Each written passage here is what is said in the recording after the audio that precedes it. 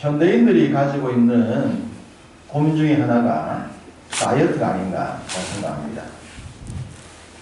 남들의 눈에 볼 때는 뭐가 뼈에 살이 있냐라고 말해도 자기 나름대로 목표가 있어서 그 목적을 향해서 나아가는 많은 현대인들의 얘기를 듣게 됩니다. 그런데 그 다이어트를 하는 사람들 중에 자신이 원하는 만큼 성공했다 하는 사람들 만나기가 또 쉽지가 않습니다. 왜 그런가? 물론 나름대로의 목표가 좀 높아서 그럴 수도 있겠습니다만 그 목표를 향해 나아가다가 중도에 포기하게 되는 경우가 많죠. 그 다양한 이유, 그 이유들 중에 자신의 의지가 나약해서 그럴 수도 있겠고, 또 요즘 현대인들은 직장에 야근, 또 야근 후에 회식, 일반적으로 퇴근 후에 믿지 않는 분들, 치맥, 이런 여러 가지 요소들, 또 살을 찌게 만드는 음식의 문화, 여러 가지가 있을 수 있습니다. 한 조사에 의하면 그 다이어트에 실패하는 가장 큰 원인은 가까이 있는 사람이다 라고 한답니다. 연인들 같은 경우 내 눈에 볼 때는 이쁘다, 내 눈에 맞는데 말라고 끌라 그러노, 내 눈에 볼 때는 좋아요. 가장 가까이 있는 사람이 말하는 그 말에 그래 자기 눈에 좋으면은 내가 굳이 더 뺄 거 있겠냐, 그래서 목표에 실패하는 경우가 많다 그러고, 또 가족들 중에는 늦은 시간에 음식을 먹을 때 진짜 안 먹을 거예요, 이 말이 실패하게 만든답니다. 안 먹는다 했잖아요. 진짜 안 먹을 거죠? 엄마 진짜 안 먹어요? 이 진짜 안 먹을 거요, 진짜 안 먹을 거예요, 이 말이 마치 자기한테 엄청난 손해를 가져오는 것처럼 들린답니다. 진짜 안 할 거예요, 이 말. 그래서 이걸 안 먹으면 마치 내가 엄청난 손해를 보는 듯한 느낌이 들기 때문에 그래 이것만 먹지 뭐 내일부터는 절대 안 먹는다, 그런 식으로 생각하다가 다이어트에 실패하는 경우가 다반사다, 그런 조사가 있습니다. 우리가 이미 경험해봐서 알만한 얘기지 않겠습니까? 다이어트만 그런 게 아니죠. 우리가 새해가 되어서 새롭게 출발하면 새로운 목표들을 많이 세웁니다.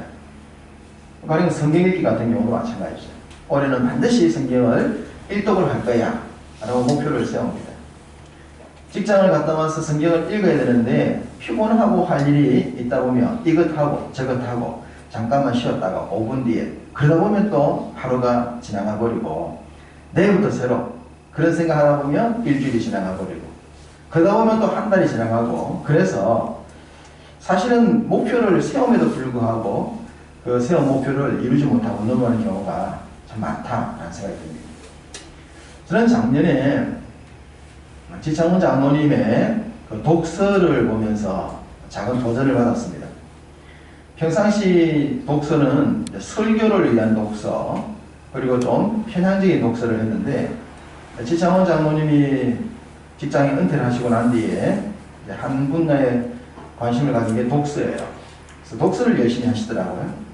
그걸 보면서 저도 독서를 좀 해야 되겠다라는 생각에서 목표를 정하고 책을 좀 평상시 읽는 것보다 좀 많이, 그리고 다방면에 그렇게 책을 좀 읽었습니다.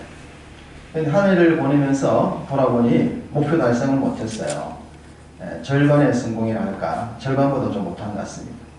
그러나 평상시 읽었던 것보다는, 제가 평상시 독서보다는 훨씬 많은 독서를 했고, 그리고 제 설교를 준비하고 교회를 하고 짬짬이 시간을 내서 쉬기보다는 책을 읽어야 되겠다는 생각을 갖게 되어서 그 짜투리 시간을 이용하는 노력들을 함을 통하여 독서하는 삶의 스타일을 조금 바꿨다는 겁니다.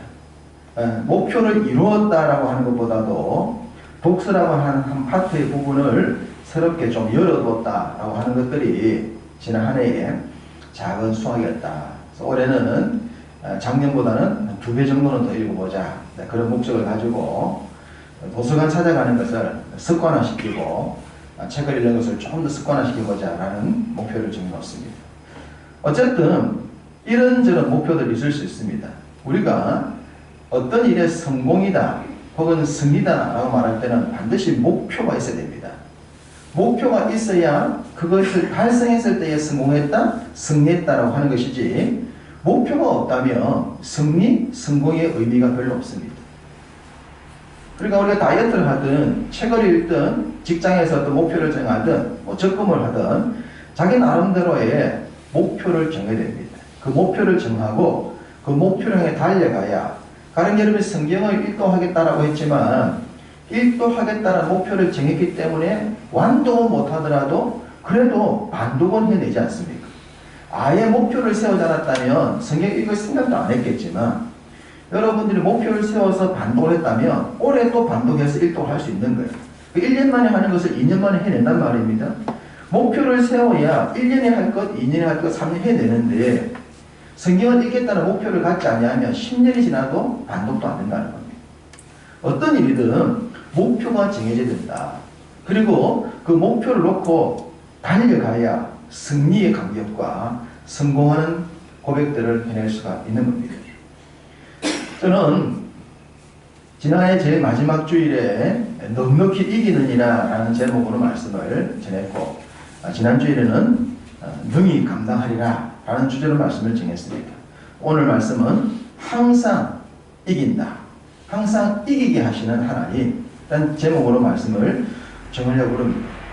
여러분, 항상 능히, 넉넉히 이긴다, 감당한다, 승리한다, 여기는 반드시 목표가 있습니다. 그래서 나름대로 목표를 정해봅시다.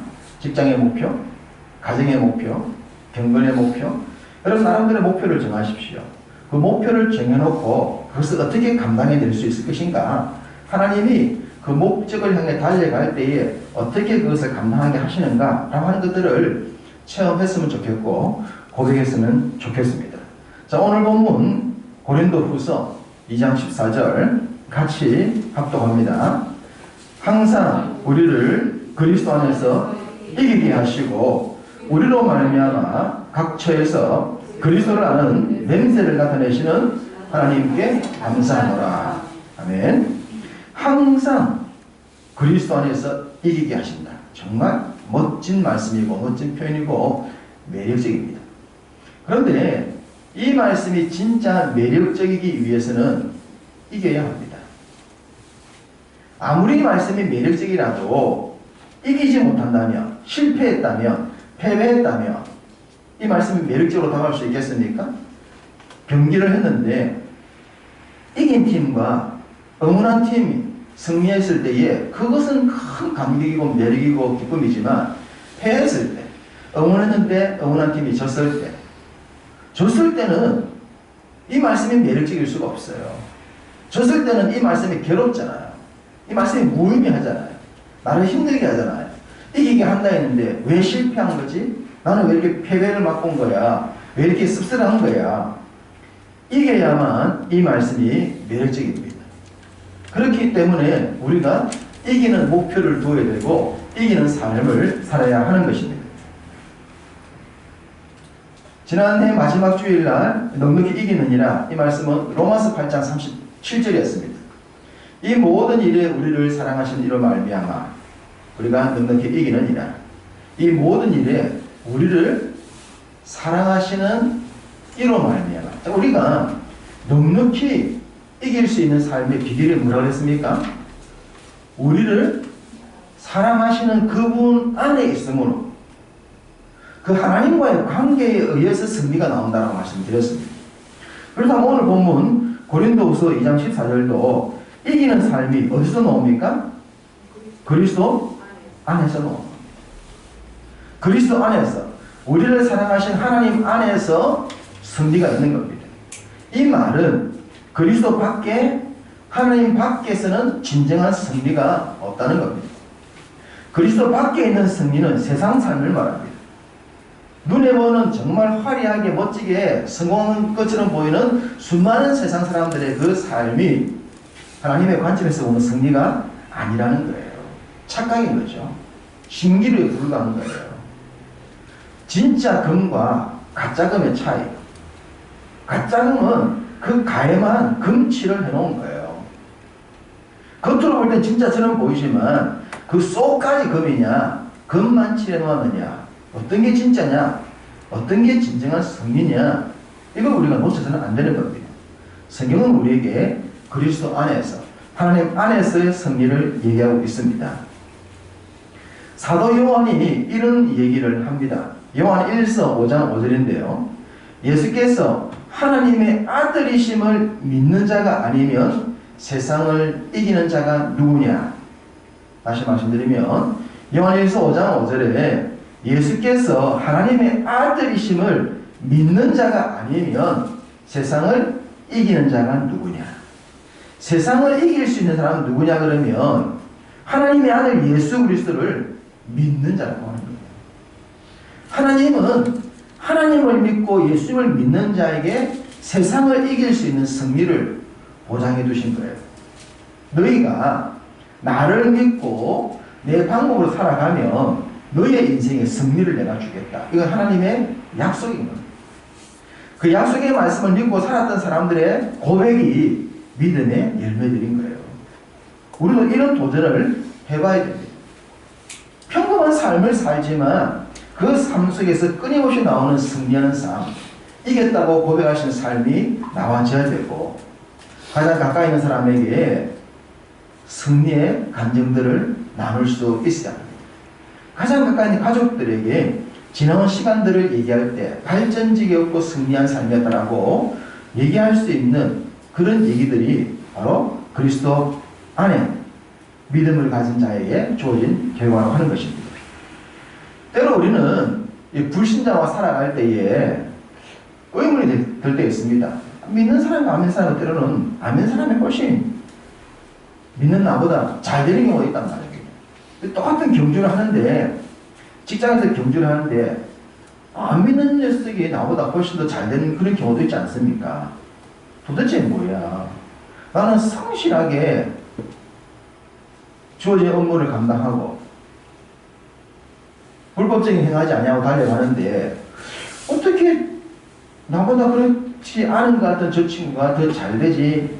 나는 그런 내 주변에 있는 사람들에 의해서 우리의 승리에 대한 확신이 흔들릴 때가 있습니다. 그런 일들에 흔들리지 않아야 하는 말씀을 한 구절 보겠습니다. 고린도전서 9장 25절입니다. 앞으로 조금 넘어가시면 고린도전서 9장 25절.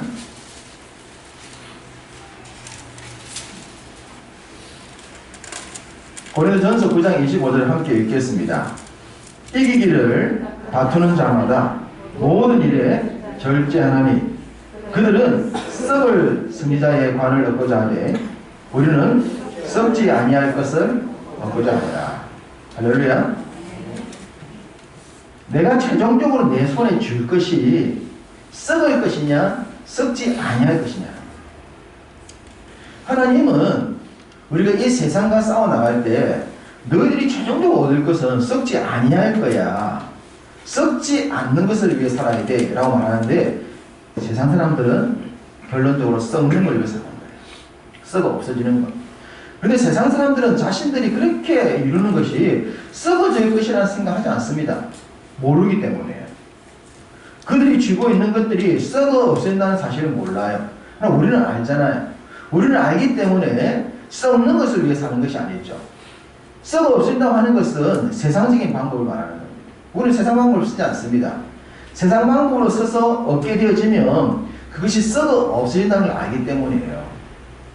그래서 세상 사람들은 수단과 방법을 가졌다가 나중에 다 그것 때문에 망하는 겁니다. 그러나 우리는 그 방법을 쓰지 않기 때문에 세상 사람처럼 직장에서 나보다 더 잘 나간 친구들처럼 더 많은 것을 얻지는 않지만 시간이 지나보면 우리가 얻은 것들은 썩지 않고 있다는 걸 알게 되는 거예요.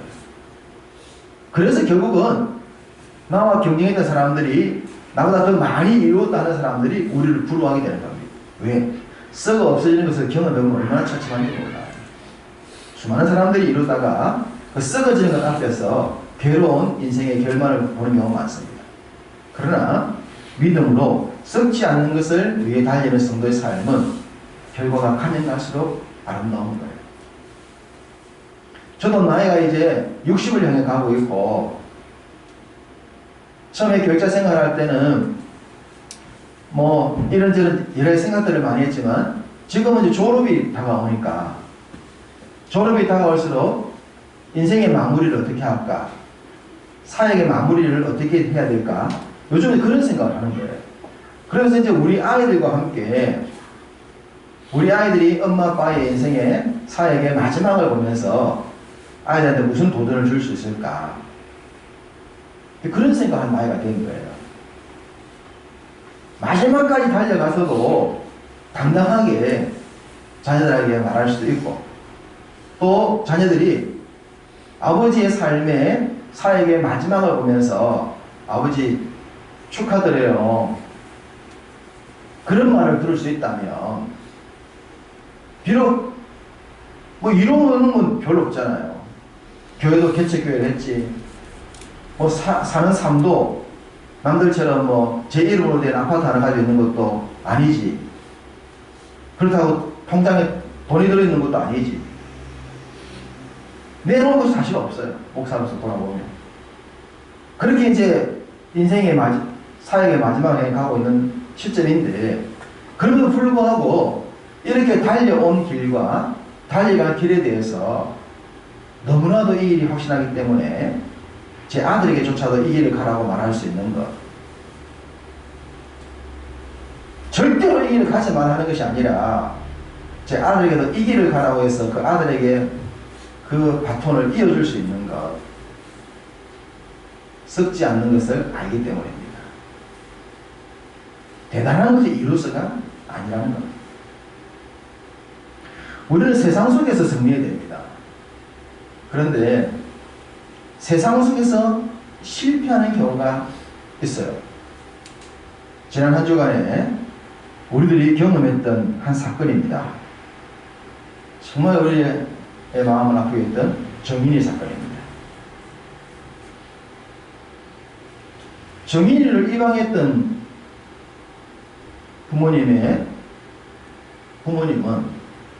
양쪽이 다 목사님 가정입니다. 목사님 가정의 자녀들이 아이를 입양했는데 그 아이가 그렇게 비참하게 그 가정에서 죽어나갑니다. 그리고 그들이 목사님의 가정의 자녀라는 것과 그 양가 부모님에 대한 모든 정보들이 대한민국에 다 까발려졌습니다. 도대체 무엇이 부족해서 이들은 이런 삶을 살았을까요? 무엇이 부족해서? 도대체 왜? 이유가 뭡니까? 뭐 때문에 입양을 안 해도 되는 가정이 입양을 해서 그 아이를 짐승보다 못하게 다루어서 죽게 만드는 이런 일을 행할 수 있냐 말입니다. 그래서 대한민국 전체에 한국교회가 욕을 듣게 만들고, 안 그래도 코로나 때문에 코로나에 몰려있는 이 한국교회가 이런 일들 때문에 세상에서 싸워서 이겨야 될 그리스도의 삶이 아니라 세상보다 훨씬 못한 삶을 사는 모습을 보여준다면 도대체 왜, 무엇이, 그들의 인생의 목표가 뭐였길래 그랬을까? 왜? 그 아이를 얻어서 그들에게 무슨 유익이 있기 때문에 그런 삶을 선택했을까?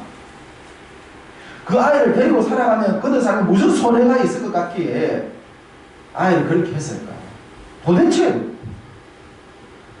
아니, 교회에서 배우고 말씀을 통해 배웠던 그 삶의 목표가 무엇인데 왜 세상 속에 나간 성도의 삶이 세상보다 더 못하냐는 거예요. 세상보다 더 못하면서 세상과 싸워 이기겠다고 말한다 그러면 세상에 비웃지 않겠냐 말이에요. 우리의 목표가 썩어 없어지는 목표라면 정인이 엄마 아빠의 삶과 똑같은 삶이 되는 겁니다. 겉은 분명히 아닌데 그 속엔 썩은 것을 위해 달리고 있는 거예요. 썩은 목표를 가지고 있는 거예요. 그런 삶을 살면서 어떻게 하나님께서 이기게 하셨다라고 고백할 수 있겠습니까? 본인 스스로가 아는데.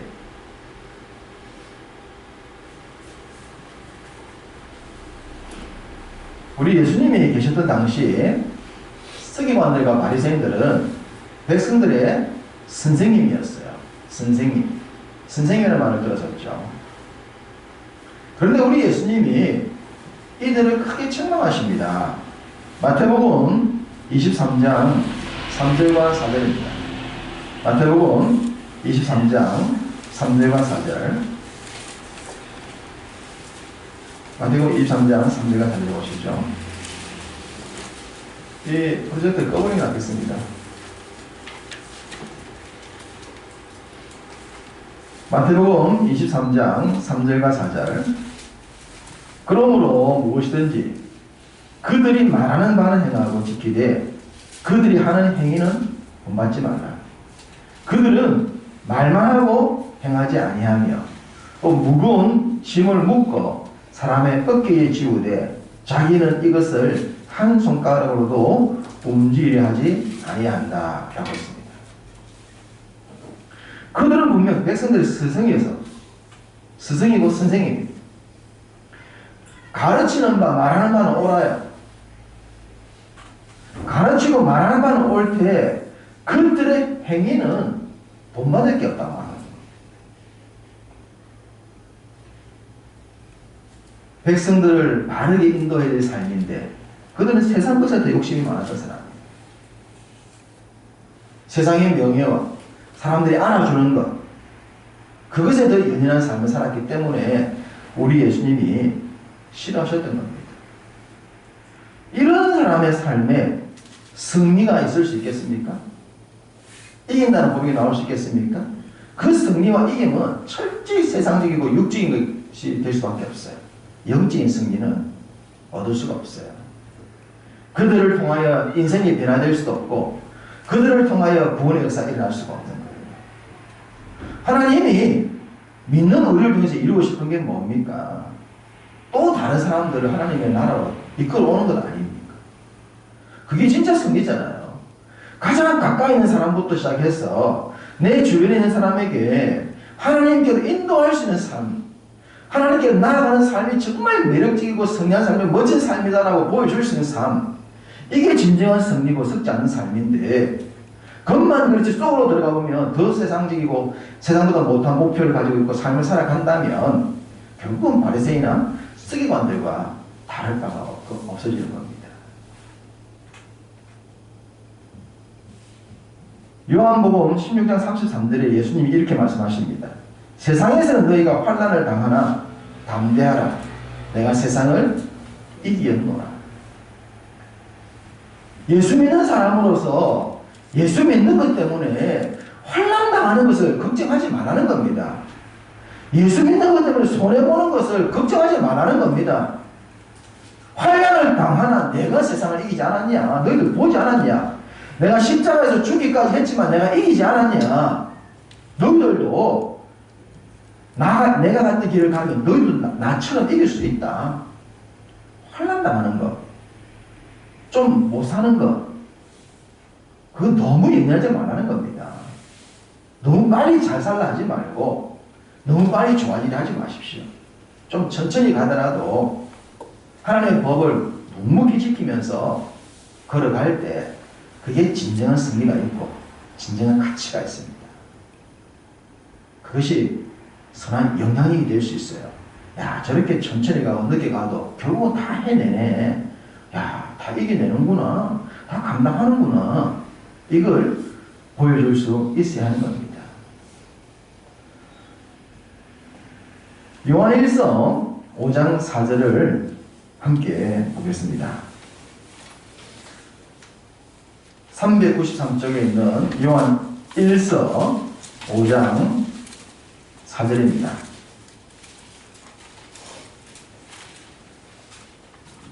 함께 읽겠습니다. 무릇 하나님께로부터 난 자마다 세상을 이기느니라. 세상을 이기는 승리는 이것이니 우리의 믿음이니라. 할렐루야. 승리가 무엇이라고요? 믿음입니다. 믿음이 승리하는 겁니다. 하나님이 우리에게 너희들 세상과 싸워 이기고 싶냐? 그러면 믿음을 가져라. 믿음이 뭡니까? 주의 가르침을 따르는 거잖아요. 주의 가르침을 인정하는 거잖아요. 인정하는 거. 그 가르침을 따라가야 됩니다. 코로나 바이러스 때문에 지금 여러 가지 힘들죠. 그래서 이제 뭐 체육시설 쉬게 만들었잖아요. 이제 제 딸의 그레이스 스튜디오가 지금 쉬고 있어요. 그런데 암암리에 하는 거예요. 똑같은 건물에 3층에서도 피트니스가 있는데 그 3층도 해요. 제 딸의 회원들 중에서 선생님 왜 안 해요? 우리도 하죠. 그런 얘기를 한답니다. 근데 끝까지 안 하고 가는 거예요. 끝까지 우리가 법을 지키면서 한번 가보자. 손해가 커지고 있습니다. 손해가 커지고 있지만 그래도 끝까지 한번 가보자. 그레이스 주의 은혜로 시작한 단체니까 끝까지 그레이스로 한번 가보자. 그래서 이번 한 주간까지 더 쉬어야 돼요. 손해는 막심합니다. 분명. 경제적 어려움이 많습니다. 그렇지만 남들처럼 속여가지고 조금 더 나은 삶을 사는 것이 아니라 안 속이면서 좀 더 손해보는 삶을 살아보는 것. 그리고 그 시간이 지났을 때에 또 하나님이 어떻게 채워주시는가를, 그 비어버린 경제를 하나님이 그 다음에 또 어떻게 채워주시는가를 볼 수 있어야 또 우리끼리 얘기하는 거죠. 그렇게 손해가 많았는데 하나님이 또 이렇게 메꿔주시네요. 그런 얘기들을 딸과 아들이 돌아와서 얘기해 줄 때에 얼마나 기뻐요. 목회자 자녀로서 사바사하면서 어떤 데서 저도 이제 그런 사람들이 너무 비약하며 니도 몰래 하시 좀 몇 명 한두 명 데리고 그런 말을 아빠가 할 만한 욕심도 생기지만 그걸 이겨내면서 결국은 나중에 하나님이 하게 하셨다는 얘기를 들을 때에 그 감격 아닙니까? 그게 진정한 승리지 않겠습니까? 당장 눈에 보이는 것이 아니라 믿음으로, 믿음이 승리니라. 하나님의 가르침을 따르는 것. 세상 법도 우리가 지켜야 될 것은 지키는 것. 지키면서 가보자. 어쩔 수 없이 어겨야 될 것도 있겠지만 우리가 할 수 있는 것이라면 지키며 가보자. 그럴 때에 오늘 본문 후반절에 이렇게 말씀합니다. 우리로 말미암아 각처에서 그리스도를 아는 냄새를 나타내신 하나님께 감사하노라. 할렐루야. 그리스도를 아는 냄새가 나오는 거예요. 저 사람 그래서 예수 믿는 거구나. 그렇구나. 좀 손해를 보더라도, 좀 늦게 가더라도, 좀 얻는 것이 적더라도 주의 가르침을 따라서 묵묵히 좀 천천히 성실히 가보는 겁니다. 그랬을 때 하나님이 말씀처럼 항상 이기게 하신다는 약속을 주셨기 때문에 그 약속의 말씀을 우리가 삶으로 고백을 해내려 하지 않겠습니까? 가장 가까이 있는 가족들, 서로 간에 이런 고백할 수 있고 또 우리가 믿지 않는 세상 향에서도 이런 고백할 수 있기를 원합니다. 우리가 비록 작은 교회지만 우리 한 사람 한 사람이 이런 향기를 나타낼 때 하나님이 우리를 통해서 영광 받으실 줄로 믿습니다. 이번 한 주간도 항상 이기게 하신 하나님을 통해서 하나님께 영광을 올려드리시기를 주님의 이름으로 축복합니다.